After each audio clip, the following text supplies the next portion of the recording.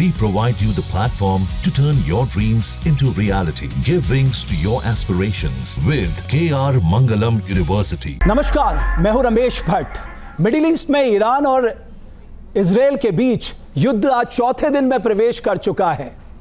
इन सब के बीच अमेरिकी राष्ट्रपति डोनाल्ड ट्रंप का बयान आया है कि इजराइल और ईरान को बातचीत के जरिए मसलों को सुलझाना चाहिए और उनके बीच में बातचीत हो सकती है। अब सवाल यह है, अगर बातचीत होगी तो उसकी शर्तें क्या होंगी? दूसरा सवाल यह है, अगर बातचीत होती है तो कौन से देश की महत्वपूर्ण भूमिका होने जा रही है?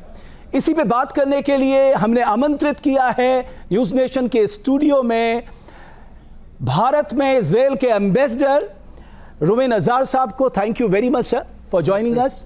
और मेरे सहयोगी मधुरेन भी इस चर्चा में मेरे साथ शामिल होंगे, जो विदेशी मामले देखते हैं, डिफेंस एक्सपर्ट हैं, और उनसे रूवेन अजार साहब से हम जानने की कोशिश करेंगे कि आखिर कैसे ये जो पूरा चल रहा है मिडिल ईस्ट में, इसको डीएस्केलेट किया जा सकता है।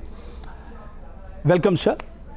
Ambassador Azar, the attacks you carried out on Iran, did they achieve the objective? My first question. And did you succeed in hitting the target aimed for? And the third is, what is Israel's long-term strategic objective behind it? Israel is achieving its objective of basically foiling Iran's plan to exterminate the state of Israel. What Iran has been doing is it has chose two paths to destroy us. It has sworn to destroy us. First, by sneaking out into a nuclear weapon. They were actually exploiting the time they had to negotiate with President Trump in order to form a clandestine group of people that were basically building a nuclear weapon, weaponizing the fissile material, the enriched uranium. The second path that they had is a plan to build an arsenal of 20,000 ballistic missiles in the next 6 years, in order to be able to destroy Israel even without using nuclear weapons. So we have basically got to the conclusion that if we want to survive as a state, we have to tackle that. And that's what we're doing now. Ambassador sir, what was the need to go across and hit Iranian targets, including all the targets, whether it's the missile centers or the nuclear program centers? Does this action was taken because Israel was facing an existential crisis? Absolutely. Look, Iran is a fanatic, radical regime that has sworn to destroy us. It wasn't just empty talk. They have been dedicating years and years of, first of all, creating this ring of fire around us with proxies like Hezbollah, like the militias in Syria, in Iraq, in Yemen, in the Gaza Strip, with Hamas and the PIJ. And in addition to that, we're investing tens of billions of dollars in trying to create these weapons, not only to destroy the state of Israel. Israel is just a beginning in their plan of hegemony, because the real war in the Middle East is not between Iran and Israel. It's between the radical Shiite regime of Iran and the Sunni Arab states. And they wanted to get, ultimately, to Mecca and Medina. So they were using us as an excuse, and the amount of power they were concentrating left us no choice but to neutralize it. So in the first 18 months, we neutralized Hamas, Hezbollah. We have changed the reality in Lebanon and Syria, taking out the Iranian control and giving back to the Arab world. And now we are directly tackling the threat from within Iran. Okay. Ambassador Azar, Iran called it an unilateral military action by Israel, while your stand is clear that hitting the civilian installation or infrastructure, your country treat as a war crime. We all know war has always brought destructions. There is any scope of dialogue? Unfortunately, the Iranian regime has refused not only to have a negotiation with us, they refuse to talk to us. Okay? They have one goal. They just want to destroy us. So the only language that they know is the language of violence and aggression. Israel is targeting only military targets that are destined to degrade the capability of Iran to continue its campaign of aggression against us. But at the same time, the Iranians are firing hundreds of ballistic missiles on our cities. Fortunately, thanks to our multi-layered system of air defense, we've been able to save a lot of lives, but unfortunately, already 23 Israeli civilians have been killed since this operation started. Sir, we are closely following this war, and extensively we are looking at the use of the arms like you see ballistic missiles, even in intercontinental missile. But so far the statement of PM Netanyahu is concerned, in his address, he has never addressed the Iranian Supreme Leader Ayatollah Khamenei. Rather, he is connecting with the people of Iran. Does your government wishes to pursue the policy of regime change? What our government wants to do is to defend Israel and to neutralize military threats. Of course, that we are having a dialogue with the Iranian people because the people of Iran has been friendly towards the Jewish people for many years, for millennia, and we have nothing against them. So we hope that the Iranian people will be free, but we are not having a policy of regime change because we do not have the resources, frankly, to invest in changing the political landscape of any country in our region. We are concentrated as a democracy in building our own economy, our own capability, our own defense forces, and we are determined to defend ourselves, especially from those who would like to annihilate us. Ambassador Azar, your defense minister has said that Iran still has faced the worst. So what could be the worst then? What could be what? Worst. The worst case scenario, you mean? Yeah. Absolutely. Well, look, we have prepared ourselves for many worst case scenarios because our sense was that once Iran starts firing this barrage of ballistic missiles, the entire home front in Israel will be exposed. And therefore, we have invested billions of dollars in a system of missile defense. We are trying to sophisticate it. We have learned a lot of lessons since the 7th of October and since Hezbollah has been firing at Israel. And we are implementing those lessons in order to minimize casualties in Israel. For us, the worst case scenario is a situation in which Iran will achieve nuclear weapons, will create an arsenal of nuclear weapons, and under the umbrella of this arsenal, they will renew their campaign to exterminate our state. So we are looking at the escalation that is crossing the borders now, and particularly we are looking towards the Iraq. Even we are looking that the Yemen is also using a huge barrage of missile. Today we have seen that he has targeted the Negev area. So do you think that this conflict, this war is going to be not a Israel versus Iran, but a regional war could be imminent? Do you think that it depends on the Iranians? Look, if they decide to attack other countries, those countries will have to decide whether to defend themselves and retaliate. Israel is not interested in a regional war. On the contrary, what we are doing right now is actually preventing a regional war. Because if we wouldn't have taken action against the Iranian nuclear capability, then the Iranians would have continued to wage wars in this region forever. Look, there is a very, very similar case in history that we have to take example from. 100 years ago, the powers of Europe had to decide whether to tackle the rising Nazi regime, Adolf Hitler. And they were so concentrated in trying to prevent war that they brought the worst war in the history of mankind with 60 million people dead. If we wouldn't have acted against the Iranians, the number of casualties that this machine of aggression that Iran, the regime is creating, would have brought death to millions of people. We've seen what they've been doing in in Syria, for example, when they're assisting the bloody Assad regime. 500,000 people were killed there.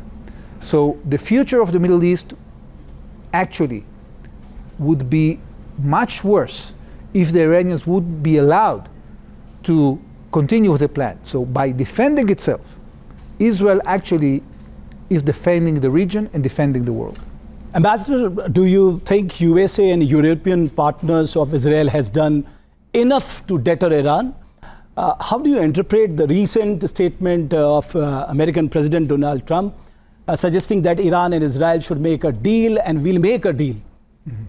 Well, first of all, clearly, the world hasn't done enough to stop the aggression of Iran. And therefore, we had no choice, when diplomacy failed, to take action ourselves. Now, we are very grateful to the United States because it has given us the tools to defend ourselves. It is backing up. We are in complete sync with the United States. We are coordinated, and we are working together. It's up to the United States to decide whether they want to act militarily. We would like their assistance diplomatically in order to bring this conflict into an end. We think that it's possible. The time frame, I think, is depending on to what extent the Iranians are going to be left with the capability to continue attacking us with their ballistic missiles. But what we want to achieve is a situation is that Iran will be unable to build a nuclear weapon verifiably, that the powers of the world will be able to verify, the IAEA, the United States and other powers, that Iran is incapable of building a nuclear weapon. So what we see through various reports that the Iranian warmongers are claiming that Iran has attacked nuke facility of Israel and will further attack other facilities. What is your take?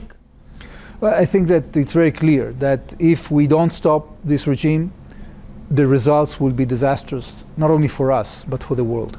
And, Israel is a country, as I told you before, that it concentrates in building itself, in building prosperity for its people. I just saw statistics before I arrived. In 1990, the GDP per capita of Iran was $10,000. Now is less than $4,000. Israel's GDP per capita in 1990 was a little bit more than 10,000. Now it's 57,000. So when you have freedom, when you have free markets, when you have entrepreneurship, when you are a democracy that is concentrated in prosperity for your people, you will succeed. But when you are concentrating in war and creating machines of aggression, that is very bad news for the Iranian people and for the region, and we hope that Iran will change course. Ambassador Azar, that two countries are aggressively supporting Iran. One is Pakistan and another is Turkey. How do you see this alliance? Well, I'm not sure that these are alliances. I think that when you have an alliance, then you have support that is just more than words. You have financial support, you have military support. I don't think that this is the case, okay? I think that what we are seeing now is a situation in which some countries would like to position themselves in a certain way because it fits their interest or the popularity among their people. I don't take it very seriously. I think that what we have to concentrate right now is in garnering the support of those countries that are responsible, that are interested in de-escalation, like India, for example, and engage with them in order to create a better future for the peoples of the Middle East. Ambassador sir, there are Quds forces that are being supported by Iran since long. We have seen whether it's Hamas or Hezbollah or Houthi. The question is that the Iranian-backed militia in Syria and Iraq will become more directly involved. So we are looking at also in last 4 days we have seen that how Houthi has also joined Iran and attacked so many times a barrage of rockets. So how do you see that their allies could also joining Iran and they are creating a lots of problem at the soil of Israel? Well, fortunately, we've been able to degrade very successfully the Hamas and Palestinian Islamic Jihad machinery, the missiles that they were launching at Israel. We neutralized that. The same goes with Hezbollah. Hezbollah had the biggest stockpile of missiles any terrorist organization had in history, 150,000 missiles and rockets. We have neutralized most of that, and now Hezbollah is constrained inside Lebanon. And if they dare to attack us again, the results for them will be devastating. When it comes to the Houthis, it is really a challenge. Yesterday, our Prime Minister Benjamin Netanyahu, told in one of the interviews that according to our intelligence, the Iranians were planning to export a nuclear bomb to give it to the Houthis. So this is a very dangerous situation. We are retaliating against the Houthis. We've been bombarding them. Yesterday, we tried to take out the leader of the Houthis. We don't know yet whether we succeeded, but we are determined to defend ourselves, and whoever tries to assist Iran will have to pay the price. Okay, Ambassador Azar, that during Operation Sindoor, you openly supported India, war against terror. So India share good diplomatic relations with Iran also. What role can India play in mediating the conflict between Israel and Iran? Well, it's up to India to decide. We have a very good dialogue with the Indian government. Yesterday, our Prime Minister spoke with Prime Minister Narendra Modi. We had a conversation between our Foreign Minister Sar with Foreign Minister Jaishankar, and our national security advisors also spoke. We think that India has a very positive role to play in our region. We are planning, together with Arab countries, those who are more pragmatic and want to create stability in our region. We are planning economic projects like IMEC, for example, to connect India to Europe via the Middle East. There are many things that we can do in order to secure a more prosperous Middle East. And I'm determined to continue this dialogue with the Indian government in order to create more projects and bring more prosperity both to West Asia and to India as well. There is a question in mind of every Indian that Israel is having the best air defense system of the world, whether it's Iron Dome or David Sling or Arrow or even the third coming from America. But in this war, we have seen that Iran has been successful targeting the civilian area of the Tel Aviv, even the Haifa last night we have seen. Do you think that there is some potential weapon that Iran is using and that is being not handled by the air defense system? Is it? Well, look, our defense system is the best defense system in the world. Right. And we developed it because we knew what the Iranians are building. You see, we invested a lot of resources to understand what is going on in Iran, and when we saw that Iran is building that capability, we built the capability to defend ourselves. Ballistic missiles are very dangerous. This is a race that is happening all the time between the aggressors and the defenders.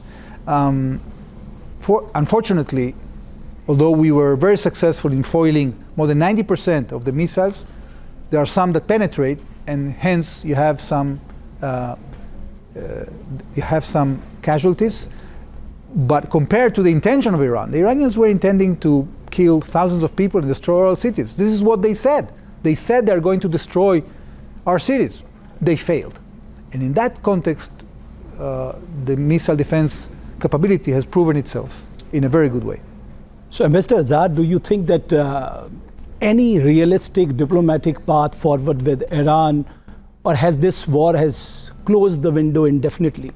On the contrary, this war has opened the window, because so far, the Iranians were stalling for time. So far, the diplomatic offers the Iranians were getting were serving their target of continuing their aggression, like the agreement that was signed with them in 2015, that only temporarily froze their enrichment capability, but on the other hand, gave them the capability to enrich after a period of time, unlimited, in a way that they could sneak out to a nuclear arsenal in a matter of weeks. Okay.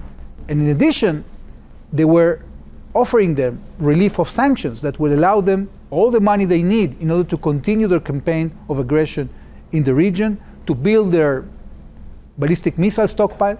So that was a very dangerous agreement. And now that Iran is weaker, now that Israel has actually control of the Iranian airspace, this is a good time to negotiate. This is a time in which the United States and other powers can bring Iran to the table to actually get a real compromise and not a facade of diplomacy that has actually no results and do not contribute to the security of the region.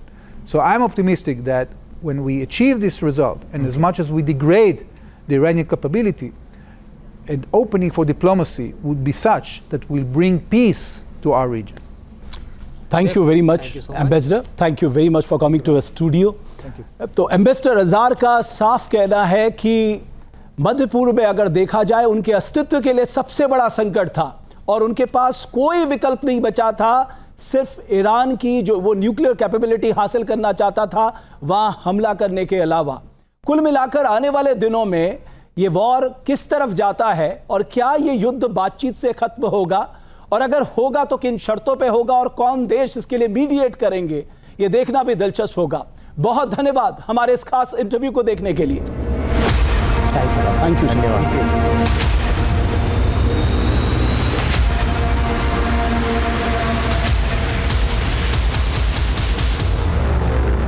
जहाँ भक्ति है हर शब्द में, कथाओं में छुपे हैं दिव्य रहस्य और ज्योतिष देता है जीवन को दिशा। धर्म से जुड़ी हर बातों को जानने के लिए हमारे चैनल स्तुति को सब्सक्राइब करें। चैनल पर जाने के लिए इस लिंक पर क्लिक करें।